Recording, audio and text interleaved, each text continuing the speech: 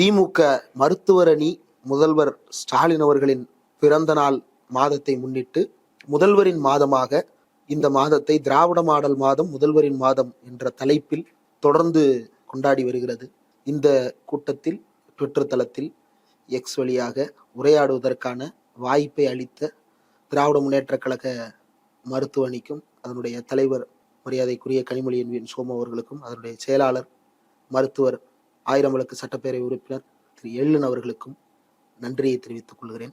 இந்தியாவிற்கு வழிகாட்டும் தமிழ்நாடு முதலமைச்சரை பற்றி இந்த மாதம் முழுவதும் பேசுவது என்பது ஒரு பெரிய காரியம் அல்ல. ஏனென்றால் பேசுவதற்கு அவ்வளவு இருக்கிறது என்பது இதனுடைய உட்பொருள். பொதுவாக ஒரு தலைவரை பற்றி ஒரு பொதுக்கூட்டம் நடக்கிறது என்றால் அந்த பொதுக்கூட்டத்தில் பேசுபவர்கள் பலரும் ஒரே மாதிரியான கருத்துக்களை திரும்ப திரும்ப பேசுவது என்பதை பார்க்க முடியும். ஆனால் தமிழ்நாடு முதலமைச்சரை பொறுத்தவரையில் கலைஞர் எப்படி கலைஞருடைய மறைவின் பொழுது மருத்துவர்கள் கொண்டாடும் கலைஞர், பத்திரிகையாளர்கள் கொண்டாடும் கலைஞர், திரைத்துறை கலைஞர்கள் கொண்டாடும் கலைஞர் என்று துறைவாரியாக எத்தனை பேர் பேசினாலும் சார் நீங்க இதை விட்டுட்டீங்க என்று இன்னொருத்தர் கால் பண்ற அளவுக்கான கண்டென்ட் இருக்கிறது அப்படின்றது அவ்வளவு சாதாரண காரியம் அல்ல.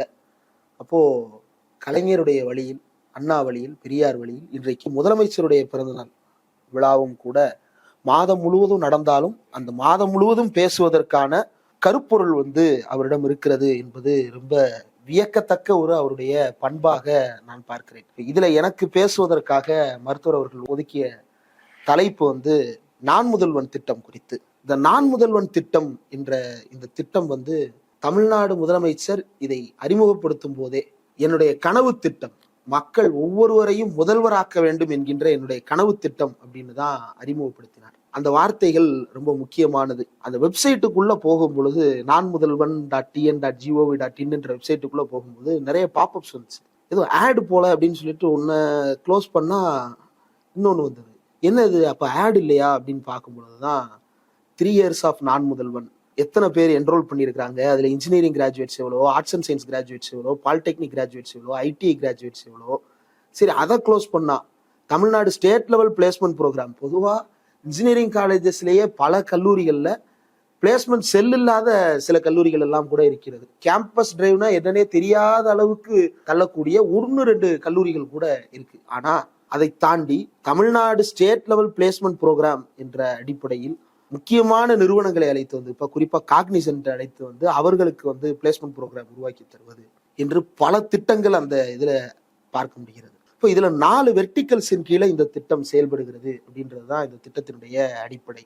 முதல்ல வேலை வாய்ப்பு, மாணவர்களுக்கான உயர்கல்வி, மாணவர்கள் போட்டித் தேர்வுக்கு தயாராவது, அதே போல தொழில் முனைவோராக மாறுவது என்று ஒவ்வொன்றும் இதன் கீழே பயிற்சி கொடுக்கப்படுகிறது.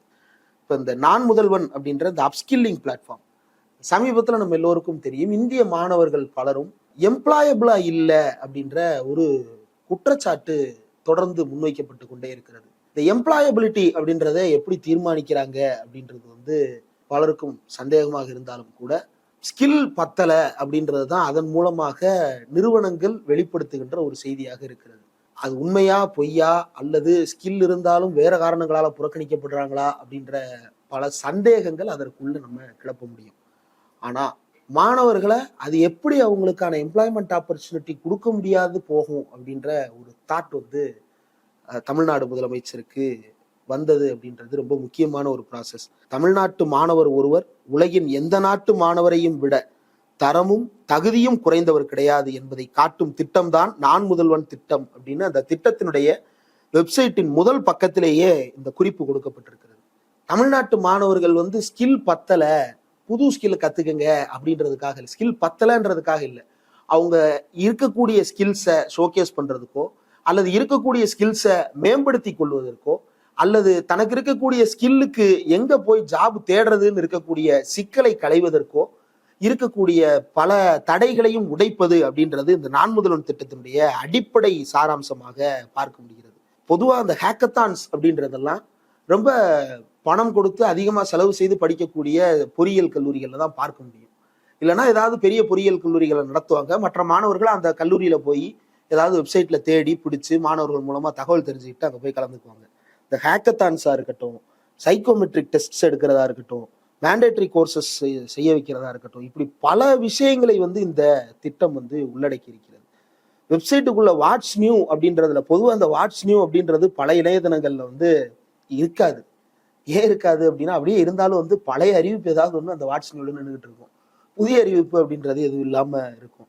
ஆனா இந்த வெப்சைட்ல போய் பார்த்தோம் அப்படின்னா, இந்த மார்ச் மாதத்துல கடந்த பிப்ரவரி 27 தொடங்கி இப்போ வரைக்கும் பார்த்தோம் அப்படின்னா, இந்த 15 நாட்களுக்குள்ள அவ்வளவு வாட் இஸ் நியூ அப்படின்றது போடப்பட்டிருக்கிறது. குறிப்பா இப்போ வந்து செமஸ்டர் முடிச்சுட்டு வேலை தேடக்கூடிய இளைஞர்களுக்கு பிளேஸ்மெண்ட் தொடர்பாகவோ அல்லது கல்லூரி தேர்ந்தெடுப்பது தொடர்பாகவோ பல்வேறு விஷயங்களை வந்து பார்க்க முடியுது. இதுல சிஎஸ்ஆர் பார்ட்னர்ஸாகவும் பல தனியார் நிறுவனங்கள் இதுல இணைத்துக் கொள்ளப்பட்டிருக்கிறார்கள். இப்போ இந்த திட்டம் வந்து தொடங்கப்பட்ட காலத்திலிருந்து இப்போ வரைக்கும் எவ்வளவு பேர் பலனடைந்திருக்கிறார்கள் அப்படின்றத எடுத்து பார்த்தோம் அப்படின்னா, நம்பர் 1, இந்த திட்டத்தின் கீழே இதுவரைக்கும் பயிற்சி எடுத்துக்கொண்ட மாணவர்களின் எண்ணிக்கை மட்டும் 41,38,833 பேர்.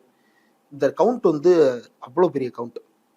இதுலயும் குறிப்பா 4 வெர்டிகல்ஸா இன்ஜினியரிங் கிராஜுவேட்ஸ் 10.91 லட்சம், ஆர்ட்ஸ் அண்ட் சயின்ஸ் 25.63 லட்சம், பாலிடெக்னிக் 3.77 லட்சம், ஐடிஐ படித்த மாணவர்கள் 1.07 லட்சம். இப்போ இதை பத்தி இந்த திட்டம் குறித்து இன்னசென்ட் திவ்யா ஐஏஎஸ் பேசுற ஒரு பேட்டி ஒன்றையும் பார்க்க முடியுது. முதல்ல ஓப்பன் பண்ணும்போது இன்ஜினியரிங், ஆர்ட்ஸ் அண்ட் சயின்ஸ் இந்த 2 மேஜர் குரூப்ஸ் தான் ஃபோக்கஸ் பண்ணோம். அதற்கு பிறகு ஐடிஐ பாலிடெக்னிக் எக்ஸ்பேண்ட் பண்ணோம். இப்போ பேராமெடிக்கல் கோர்சஸும் உள்ளுக்குள்ள இன்கார்பரேட் பண்ணியிருக்கிறோம் அப்படின்ற அந்த தகவலை வந்து அவர் அதில் தெரிவித்திருக்கிறார். கிட்டத்தட்ட இதுவரை இதில் பலனடைந்த மாணவர்கள் 41 லட்சம் பேர் அப்படின்றது வந்து அவ்வளவு சாதாரணமான காரியம் அல்ல. இந்த திட்டத்தின் கீழே வேலை வாய்ப்பு பெற்றவர்கள் அப்படின்றதே வந்து ரொம்ப பெரிய நம்பர். 1 லட்சத்துக்கும் அதிகமான மாணவர்கள் இதன் மூலமாக வேலை வாய்ப்பை பெற்ற தகவலை பார்க்க முடிகிறது. 1 லட்சத்துக்கும் அதிகமான ஆசிரியர்கள் இதன் மூலமாக பயிற்சி எடுத்துக் கொண்டிருக்கிறார்கள் அப்படின்றத பார்க்க முடியாது. இதுல தி ஹிந்துல வந்த ஒரு தகவல் வந்து இன்னும் ரொம்ப ஆச்சரியத்தை கொடுக்கக்கூடியதாக எனக்கு இருந்துச்சு பர்சனலா. காரணம் என்ன அப்படின்னா, பொதுவாகவே அரசு பள்ளி ஆசிரியர்கள் என்றால் அவங்க திறனற்றவர்கள், அவங்க சோம்பேறிகள், அவங்களுக்கு எதுவும் ஸ்கில்ஃபுல்லா சொல்லித்தர தெரியாது என்பது போன்ற ஒரு தோற்றம் உருவாக்கப்பட்டிருக்கிறது. அதற்கு காரணம் தனியாருடைய லாப வெறியாக இருக்கலாம், என்ன வேணாலும் இருக்கலாம், அல்லது மக்களுடைய பொது புத்திக்குள் ஊக்குவிக்கப்படுகின்ற சில பொய்யான பிரச்சாரங்களாக இருக்கலாம். இப்ப அதுல பார்க்கும் பொழுது தி ஹிந்துல ஜூலை 23, 2024 வெளியான ஒரு கட்டுரை. C Parthasarathy, Adi Dravidar welfare higher secondary school, Sundararajapuram, Virudhunagar மாவட்டம். இந்த மாணவருக்கு ஐஐடி மெட்ராஸ்ல ஏரோஸ்பேஸ் டிசைன் டிபார்ட்மெண்ட்ல வந்து அவருக்கு படிப்பதற்கான வாய்ப்பு கிடைத்திருக்கிறது. இந்த நான் முதல்வன் திட்டத்தின் மூலமாக பயிற்சி பெற்ற மாணவர். அவர் ஹிந்துல பேசும் பொழுது சொல்றாரு, IIT joint entrance exam, JEE mains எக்ஸாமுக்காக யார் ட்ரெயின் பண்ணாங்கன்றத சொல்றாரு. The coaching classes for the IIT joint entrance examination JEE mains were conducted by our teachers in our school. எங்கள் பள்ளிக்கூடத்திலேயே இருக்கின்ற ஆசிரியர்களால் ஜேஇ மெயின்ஸுக்காக பயிற்றுவிக்கப்பட்டோம். அவங்க அந்த பள்ளியில் இருக்கக்கூடிய ஆசிரியர்களே பயிற்சி கொடுத்திருக்கிறாங்க. அதற்கு பிறகு ஜேஇ அட்வான்ஸ்டுக்கு எக்ஸ்பர்ட்ஸ், சென்னையில் இருக்கக்கூடிய எக்ஸ்பர்ட்ஸ் மூலமாக அவருக்கு பயிற்சி கொடுக்கப்பட்டிருக்கிறது. அப்போ ஒரு ஆதிதிராவிடர் நலத்துறை பள்ளிக்கூடத்தை சேர்ந்த ஆசிரியர் ஐஐடிக்கான ஜேஇ மெயின்ஸ் கிளியர் பண்றதுக்கான பயிற்சியை ஒரு மாணவருக்கு கொடுத்து அவர் சக்சஸ்ஃபுல்லா கிளியரும் பண்ணியிருக்கிறாரு அப்படின்றது வந்து அவ்வளவு சாதாரணமான ஒரு செய்தி அல்ல. இது இந்திய அளவில் அரசு பள்ளி அப்படின்னு தமிழ்நாட்டு அரசு பள்ளிகள் மீது சுமத்தப்படுகின்ற ஒரு பெரிய மோசடி குற்றச்சாட்டை உடை தெரிவது. மாணவர்களுடைய திறனை மட்டுமல்ல, ஆசிரியர்களுடைய திறனையும் வந்து அவ்வளவு வெளிக்கொண்டு வருகின்ற ஒரு திட்டமாக இந்த திட்டம் இருக்கிறது அப்படின்றது ரொம்ப முக்கியமா கவனிக்க வேண்டிய ஒரு விஷயம். அதே போல government tribal residential higher secondary schools, அதாவது அரசு மலைவாழ் உண்டு உறைவிட பள்ளிக்கூடங்கள், கரியக்கோவில் வளவு சேலம் மாவட்டத்தில் எல் சுகன்யா, எம் ரோஹிணின் அப்படின்னு 2 பேர், சின்ன இலுப்பூர் பக்கத்துல பச்சைமலையை சேர்ந்த ஒருத்தரும், சேலம் மாவட்டத்தை சேர்ந்த கரியக்கோவில் வளவுன்ற ஊரை சேர்ந்த ஒருத்தரும் சேர்ந்து என்ஐடி திருச்சிக்கு கிராக் பண்ணி போயிருக்கிறாங்க அப்படின்ற அந்த செய்தியும் அதுல இருக்கிறது. அதே போல மீனா, துர்கா என்ற மாணவர்கள், அவர்களுக்கு வந்து இந்த திட்டத்தின் மூலமாக கிடைத்திருக்கக்கூடிய இடம் வந்து national institute of fashion technology, அதாவது பழங்குடியின உண்டு உறைவிட பள்ளிக்கூடத்தில் படித்த 2 மாணவிகளுக்கு national institute of fashion technology தரமணியில இடம் கிடைத்திருக்கிறது. இதனுடைய இது ஓபன் பண்ணி இருக்கக்கூடிய ஏரியா வந்து ரொம்ப முக்கியமான ஒரு ஏரியா. காரணம், பொதுவா ஒரு முதல் தலைமுறை பட்டதாரிக்கு அவங்க வீட்டுல சொல்லக்கூடியது, எப்படியாவது ஏதாவது ஒரு வேலைக்கு போயிரு, வீட்டை காப்பாற்றணும், ஏதாவது வேலைக்கு போயிரு அப்படின்றதா இருக்கும். இல்லைன்னா எப்படியாவது ஏதாவது கவர்மெண்ட் வேலைக்கு போயிரு அப்படின்னு சொல்றதா இருக்கும். இது 2 தவிர அவங்களுக்கு இன்னும் தெரியாது. அதே போல படிக்க வைக்கிறது அப்படின்னு எடுத்துக்கிட்டோம்னா, இன்ஜினியரிங் படிக்க வச்சிடணும், டாக்டர் ஆக்கிடணும்ன்றது பெரிய கனவா இருக்கும். அப்படி ஆக முடியல அப்படின்னா இன்ஜினியர் படிக்க வச்சிடணும் அப்படின்றது பெரிய கனவா இருக்கும். ஆர்ட்ஸ் அண்ட் சயின்ஸ் அவங்களுக்கு திருப்தியை தரல. ஏன்னா அவங்க சமகாலத்தை சேர்ந்த பலர் அதை படிச்சிருக்கிறாங்க. அப்ப அதை தாண்டி என் பையன் போகணும், என் பொண்ணு போகணும், என் வீட்டுக்குள்ள போகணும் அப்படின்ற அந்த நோக்கம் வந்து அவங்க வந்து இன்ஜினியர் ஆக்கணும் அப்படின்ற அந்த ஆசை வந்து வெளிப்படும்.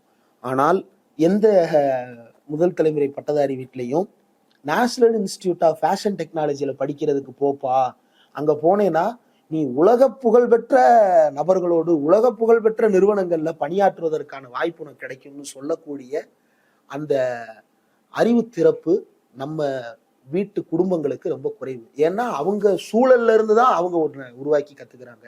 இப்ப இதே அக்ரஹாரத்துக்குள்ள போய் பார்த்தோம் அப்படின்னா அவங்க வீட்டுல வந்து நீ என்ஐஎஃப்டி போ, அல்லது ஐஐடி போ, அல்லது வந்து எம்ஐடினா மெட்ராஸ் இன்ஸ்டியூட் ஆஃப் டெக்னாலஜில மெசச்சூசெட்ஸ் இன்ஸ்டியூட் ஆஃப் டெக்னாலஜி யூஎஸ்ஏக்கு போ, கேம்பிரிட்ஜ் போ அப்படின்னு சொல்லக்கூடிய அளவுக்கு, வழிகாட்டக்கூடிய அளவுக்கு பல தலைமுறையாக கல்வி கற்றவர்களாகவும் பல தலைமுறையாக வாய்ப்புகள் எங்கெங்கெல்லாம் இருக்கின்றன என்று அறிந்து கொண்டவர்களாகவும் இருக்கிறார்கள்.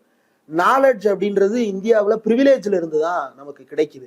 ஒரு விஷயத்தை பற்றிய அறிவு என்பது நமக்கு இருக்கக்கூடிய பிரிவிலேஜ்ல இருந்துதான் நமக்கு கிடைக்குது.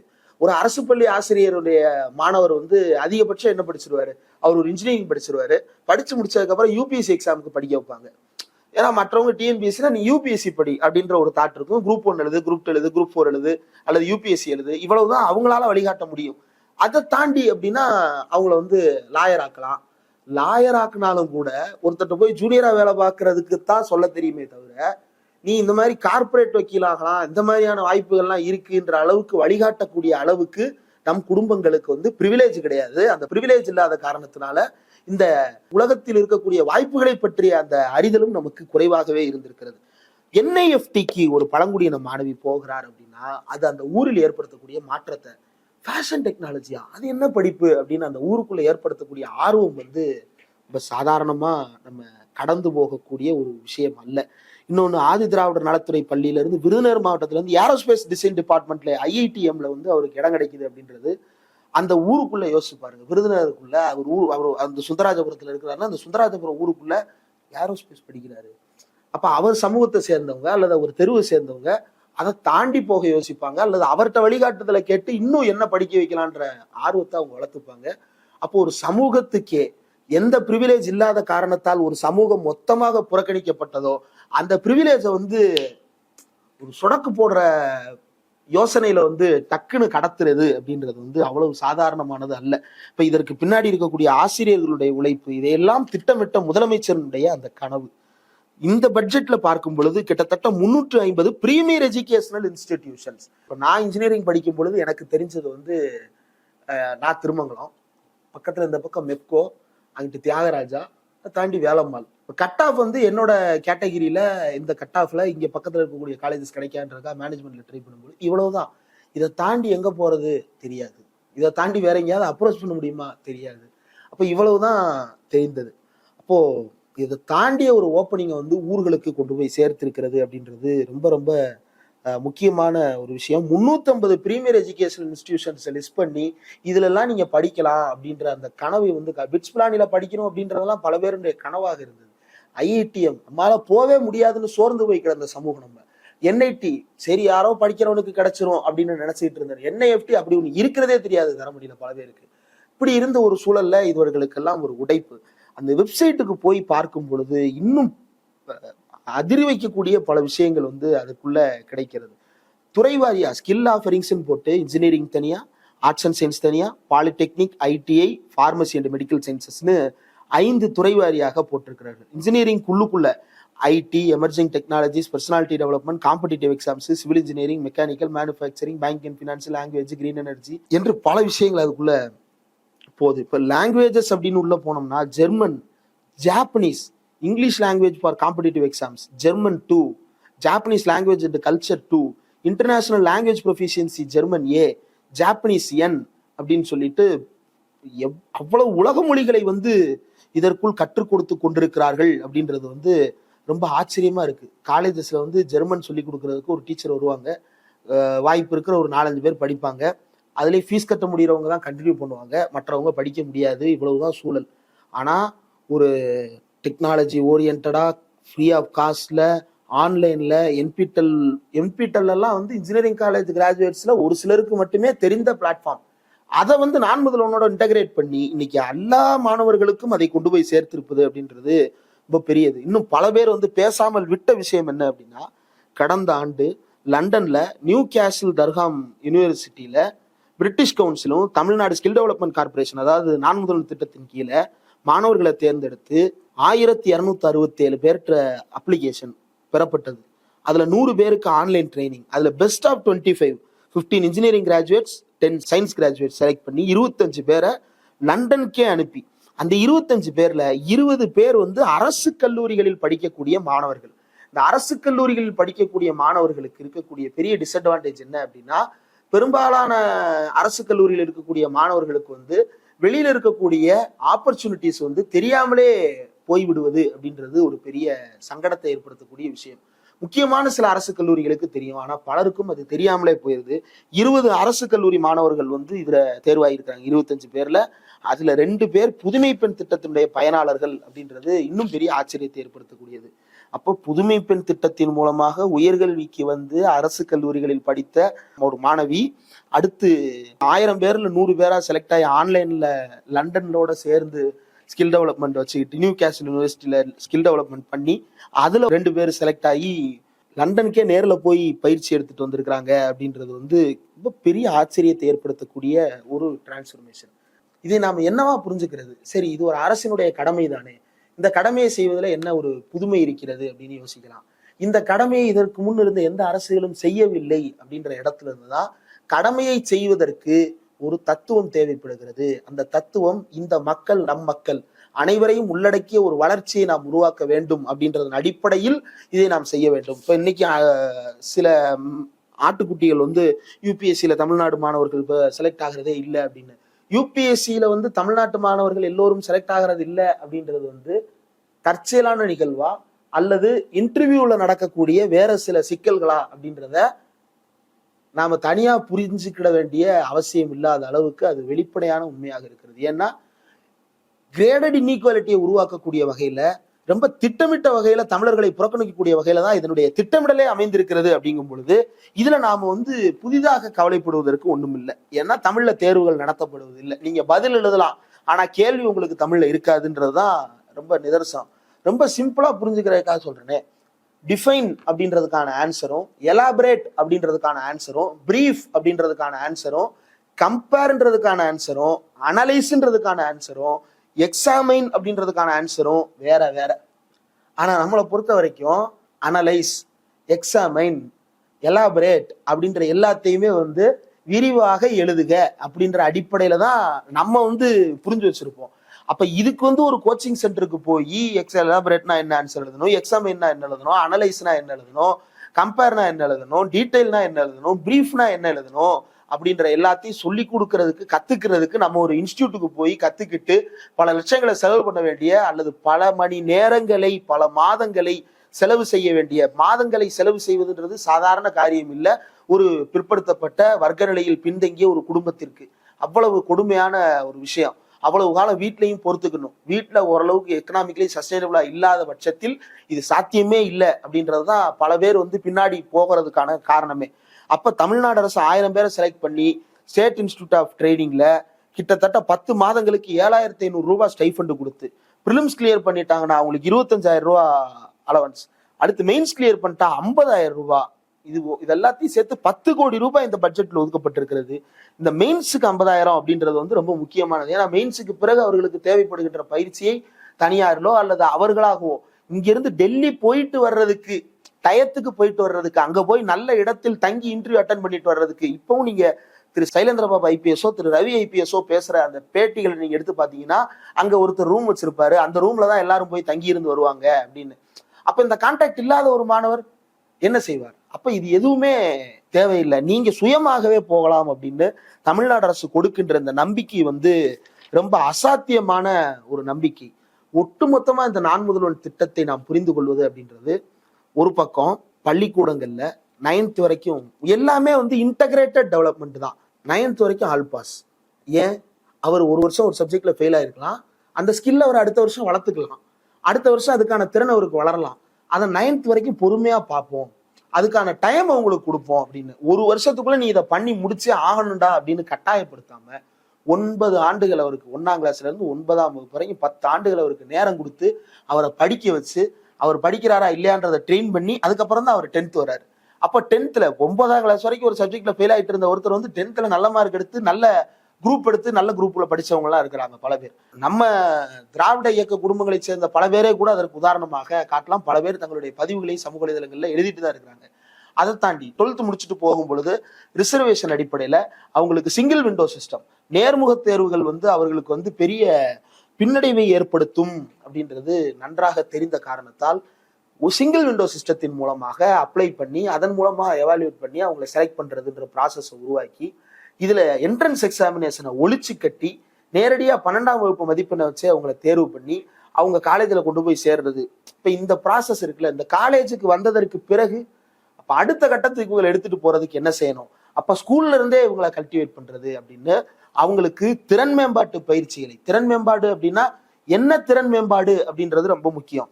ஒரு தச்சு வேலை செய்வதற்கோ அல்லது எலக்ட்ரீஷியன் வேலை செய்வதற்கோ அல்ல, அவங்க சி படிக்கிறதுக்கும் பைத்தான் படிக்கிறதுக்கும் ஜெர்மன் படிக்கிறதுக்கும் ITI polytechnic paramedical engineering arts and science உள்ளிட்ட துறைகளில் முக்கியமான தகவல்களையும் திறன்களையும் இலவசமாக கற்றுக்கொள்வதற்கும் நேரடியான பயிற்சி வகுப்புகளில் கலந்து கொள்வதற்குமான வாய்ப்புகளை உருவாக்கி அவர்களை படிக்க வைத்து அவர்களை வேலைக்கு கொண்டு போய் சேர்த்து என்ட்ரன்ஸ் எக்ஸாம் எழுத வைத்து பன்னாடுகளில் அவர்களுக்கு கொடுத்து இன்னைக்கு 12 பேர் ஃபாரின்ல படிக்கிறாங்க. 500க்கும் மேற்பட்ட மாணவர்கள் 300க்கும் மேற்பட்ட பிரீமியர் எஜுகேஷன் இன்ஸ்டிடியூஷன்ஸ்ல போய் சேர்ந்திருக்கிறாங்க. இது ஒண்ணு. அப்படியே கட் பண்ணுங்க. 3ஆம் கிளாஸ்ல ஒரு என்ட்ரன்ஸ் எக்ஸாம், அதுல ஃபெயில் ஆயிட்டா திரும்ப படிக்கணும். 5ஆம் கிளாஸ் 8ஆம் கிளாஸ் இப்படி ஒவ்வொரு கிளாஸ்லையும் ஃபில்டர் பண்ணி டிராப் அவுட்டை இன்க்ரீஸ் பண்றதுக்குன்னே ஒரு சிஸ்டத்தை உருவாக்கிட்டு டிராப் அவுட்டை குறைக்கிறத டார்கெட்டா வைக்கிறான் அப்படின்னா எவ்வளவு கொடூரமான புத்தி கொண்டவனால இதை செய்ய முடியும். அதற்கு பிறகு நேரா ஜம்ப் பண்ணோம் அப்படின்னா 10th ஒருத்தர் படிக்க பிடிக்கல அப்படின்ட்டாருன்னா அவர் அதுக்கப்புறம் ஒகேஷனல் குரூப் ட்ரெயின் பண்ணிக்கலாம். நம்ம ஊர்ல டைப்ரைட்டிங் கிளாஸ் அப்படின்றது இன்னைக்கு பள்ளிக்கூடங்கள்ல பல இடங்கள்ல இல்லாமலே போயிட்டு இருக்கு. காரணம் என்ன? எல்லாரும் சயின்ஸ் படிக்க ஆசைப்படுறாங்க, கம்ப்யூட்டர் சயின்ஸ் படிக்க ஆசைப்படுறாங்க, அதற்கான திறனை வளர்த்துக்கிட தயாரா இருக்கிறாங்க. ஒரு காலகட்டத்துல டைப்ரைட்டிங் கிளாஸ் படிக்கிறதே பெரிய புரட்சியாக இருந்தது, ஏன்னா அவங்க சுய தொழில் ஒன்றை கற்றுக்கொள்ளுகிறார்கள். ஆனா இன்னைக்கு அந்த நிலை மாறி டைப்ரைட்டிங் அப்படின்றது ஒரு ஸ்கில், அதை எங்கனாலும் கத்துக்கலாம். நம்ம கல்லூரிக்கு போவது அல்லது 12th படிக்கிறதுன்றது நம்மளுடைய அறிவை வளர்த்துக் கொள்வதற்காக, திறனை வளர்த்துக் கொள்வதற்காக பள்ளிக்கூடம் தேவையில்லை. அறிவை வளர்த்துக் கொள்வதற்கு பள்ளிக்கூடமும் திறனை வளர்த்துக் கொள்வதற்கு பள்ளிக்கூடத்தின் மூலமாக வாய்ப்புகளும் உருவாக்கப்படுது. ஆனா நியூ எஜுகேஷன் பாலிசி 10th முடிச்சதுக்கு அப்புறம் அவங்க விருப்பப்படுற ஒகேஷனல் ட்ரைனிங் அவங்க எடுத்துக்கலாம், அதையே அவங்களுக்கு நம்ம அகடமிக்கா கன்சிடர் பண்ணிக்கலாம் அப்படின்ற மாதிரி ஒரு திட்டத்தை உருவாக்குறாங்க. அப்படின்னா இதனுடைய நோக்கம் என்ன? இந்த நோக்கத்தை புரிஞ்சுக்கணும்னா விஸ்வகர்மாவோட இதை இணைத்து பார்க்க வேண்டும். அப்போ இவ்வளவு கொடூரமான திட்டமிடலோடு மல்டிபிள் லெவல் ஆஃப் ஹேர்டில்ஸை உருவாக்கி, தடைகளை உருவாக்கி மாணவர்களை பின்தங்க வைப்பதையே ஒரு திட்டமாக வைத்திருக்கக்கூடிய தேசிய கல்விக் கொள்கைக்கு நேரடியாக சவால் விடக்கூடிய தமிழ்நாடு அரசின் பள்ளிக்கல்வி உயர்கல்வித்துறையினுடைய ஸ்கில் டெவலப்மெண்ட் கார்பரேஷனுடைய, குறிப்பாக தமிழ்நாட்டினுடைய துணை முதலமைச்சர் திரு உதயநிதி ஸ்டாலின் அவர்களுடைய இந்த ஸ்பெஷல் ப்ரோக்ராம் அண்ட் இனிஷியேட்டிவ்ஸ் துறையின் கீழே தமிழ்நாடு முதலமைச்சரின் நேரடி கண்காணிப்பில் நடக்கக்கூடிய இந்த நான் முதல்வன் திட்டம் என்பது தேசிய கல்விக் கொள்கையை நேரடியாக சவாலுக்கு உட்படுத்தக்கூடிய ஒரு திட்டம். இந்த திட்டம் அப்படின்றது இந்தியா முழுக்க பயன்படுத்தப்பட வேண்டிய ஒரு திட்டம். ஒவ்வொரு மாநிலமும் இதை பின்பற்ற வேண்டும் அப்படின்றதுதான் இதனுடைய அடிப்படை. மாறாக அவனுடைய இழுப்புக்கு நம்ம இழுத்து கொண்டிருக்கிறார்கள் அப்படின்றது ரொம்ப பெரிய ஆபத்தை நோக்கி உருவாக்கி கொண்டிருக்கிறது. தமிழ்நாடு செய்யக்கூடிய இவ்வளவு சாதனைகளையும் இப்போது வரக்கூடிய நடிகர்களானாலும் சரி, அரசியலில் இருந்து கொண்டே நடிக்கக்கூடியவர்களானாலும் சரி, மறைத்து மக்களை ஏமாற்றுகின்ற ஒரு வேலையை செய்து கொண்டிருக்கிறார்கள். இந்த ஏமாற்றுக்காரர்களிடமிருந்து ஒண்ணுதான் நம்மள்கிட்ட ரொம்ப மிஸ் ஆகுறது. தமிழ்நாடு அரசு, குறிப்பாக கலைஞர் உருவாக்கிய சிட்கோ, சிப்காட், எல்காட், டைடல் பார்க் உள்ளிட்ட நிறுவனங்களில் பணியாற்றக்கூடிய பல பேர் திமுகவுக்கும் நமக்கு என்ன தொடர்பு என்று யோசிக்கக்கூடிய அளவில் அவர்கள் போயிருக்கிறார்கள். அப்போ ஒரு ஊடகவியலாளரா இந்த திட்டங்களை எல்லாம் ஆதரிச்சு பேசும் பொழுது நீங்க இப்படி பேசக்கூடாது, நீங்க ஏன் இப்படி பேசுறீங்க, நீங்க அப்படி சொல்லுங்க, நீங்க டைரக்டா ஆதரிக்காதீங்க என்று பல வகைகளில் அழுத்தங்களை உருவாக்குகிறார்கள். அப்போ ஒரு திட்டம், அந்த திட்டத்தால் பலனடைந்தவர்கள் இது யாரால் கிடைத்த பலன் என்றே தெரியாதபடிக்கு வைக்கப்பட்டிருக்கிறார்கள் என்பது ஒரு ஏபொலிட்டிக்கல்னஸ் சமூகத்துல உருவாக்கி நவீன சங்கிகளாக மக்களை மாற்றக்கூடிய வேலை திட்டம். அப்படியான மாற்றக்கூடிய வேலை திட்டத்தில் தான் புதிய நடிகர்களும் பழைய நடிகர்களும் வந்தார்கள், போனார்கள். ஆனால் திமுக இன்றைக்கும் நிற்கிறது. காரணம் முதலமைச்சருடைய இன்றைய செயல் திட்டங்கள், துணை முதலமைச்சருடைய எதிர்கால திட்டமிடல்கள். இது அனைத்தும் சேர்ந்து நாம் புரிந்து கொள்ள வேண்டியது, தமிழ்நாடு முதலமைச்சருக்கு நாம் தெரிவிக்க வேண்டிய பாராட்டை உரிய நேரத்தில் சரியான வகையில் நாம் தெரிவிக்க வேண்டும் என்பதுதான். அந்த பாராட்டை தெரிவிப்பதற்கான ஒரு வாய்ப்பாக திராவிட மாடல் முதல்வரின் மாதம் என்று திராவிட முன்னேற்ற கழக மருத்துவரணி செய்திருக்கக்கூடிய இந்த நிகழ்ச்சிக்கும் இந்த வாய்ப்பை எனக்கு தந்த மருத்துவரணியினுடைய செயலாளர், 1000 விளக்கு சட்டப்பேரவை உறுப்பினர் மருத்துவர் அவர்களுக்கும் என்னுடைய நன்றியை தெரிவித்துக் கொள்கிறேன். நேரலையில் கலந்து கொள்வதுதான் என்னுடைய விருப்பம். ஆனாலும் கூட தொடர்ச்சியாக 234 தொகுதிகளிலும் கண்டன பொதுக்கூட்டங்கள், இந்தி திணிப்புக்கு எதிராக, வரிப்பகிர்வு அநீதிக்கு எதிராக, தொகுதி மறுவரையில் இருக்கக்கூடிய அநீதிக்கு எதிராக நடைபெற்றுக் கொண்டிருக்கிறது. அதில் பேசக்கூடிய வாய்ப்பும் வந்திருக்கிறது. அதனால தொடர்ந்து அந்த பயணத்தில் இருக்கிற காரணத்தால் நேரலையில் கலந்து கொள்ள முடியவில்லை. இது நீங்க கேட்டுக்கொண்டிருக்கும் பொழுது கூட மயிலாடுதுறையில் இருக்கக்கூடிய கூட்டத்தில் தான் பேசிக் கொண்டிருப்பேன் அப்படின்னு நினைக்கிறேன். மணி 8, 8:30 இருக்கும் அப்படின்னா நாங்க தான் பேசிக் கொண்டிருப்பேன். வாய்ப்பு இருந்தால் நேரில் இன்னொரு தருணத்தில் சந்திக்கலாம். இந்த வாய்ப்பை தந்த அனைவருக்கும் நன்றி. தமிழ்நாடு முதலமைச்சர் முத்துவேல் கருணாநிதி ஸ்டாலின் அவர்களுக்கு இந்த திராவிட மாடல் முதல்வரின் மாதத்தில் வாழ்த்துக்களை தெரிவித்துக் கொள்கிறேன். அந்த திட்டங்களை தொடர்ந்து மக்கள் மத்தியில் அடுத்தடுத்து கொண்டு போய் சேர்த்து கொண்டிருக்கின்ற ஒரு தளபதியாக இன்றைக்கு எல்லா வேலைகளையும் முன்னின்று தன்னுடைய சக்திக்கு மீறி உழைத்தல் அப்படிம்பாங்க. முதல்வரும் சரி, துணை முதல்வரும் சரி, அமைச்சர்களும் சரி, அத்தனை பேரும் அவர்களுடைய சக்தியை தாண்டி உழைத்துக் கொண்டிருக்கிறார்கள். இந்த உழைப்புக்கான அங்கீகாரத்தை தமிழ்நாடு நிச்சயம் வழங்கும் என்கின்ற நம்பிக்கை இருக்கிறது. அனைவருக்கும் நன்றி.